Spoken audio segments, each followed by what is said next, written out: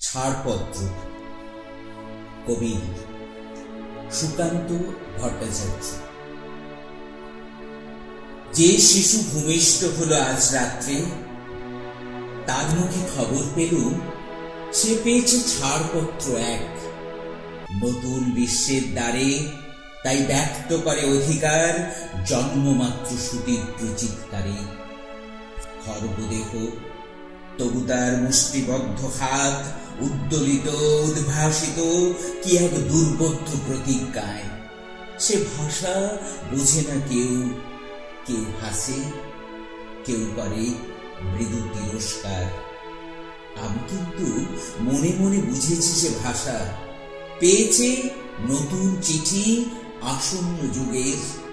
পরিচয় পত্র পড়েই ভূমিষ্ঠ শিশুর অস্পষ্ট কুয়াশা ভরা চোখে। এসেছে নতুন শিশু, তাকে ছেড়ে দিতে হবে স্থান।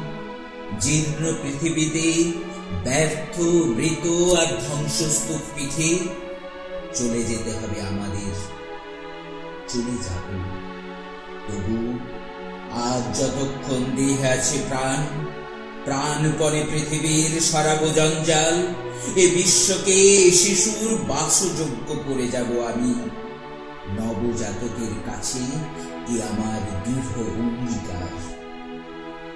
অবশেষে সব কাজ সেরে আমার দেহের রক্তে নতুন শিশুকে করে যাব আশীর্বাদ।